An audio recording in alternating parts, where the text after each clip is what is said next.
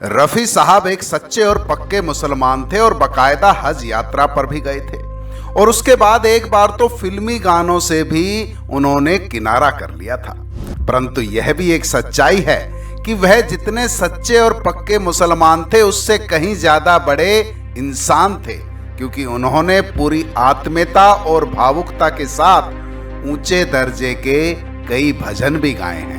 मिसाल के तौर पर मन तरपत हरे मधुबन में राधिका ना, ईश्वर अल्लाह तेरे नाम, राम जी की निकली सवारी, मेरे राम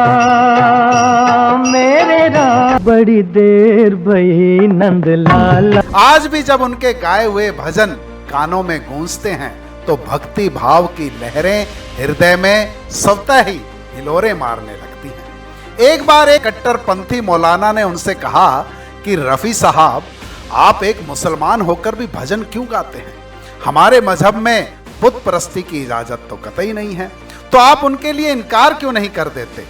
यह सुनते ही रफी साहब की आंखें नम हो गई और भरे गले से बोले, आप मुसलमान होकर भी ऐसी बातें करते हैं? मेरा नाम मोहम्मद रफी है, पर मेरे गले में जो स्वर है, क्या आप उसे हिंदू या मुस्लिम कह सकते हैं?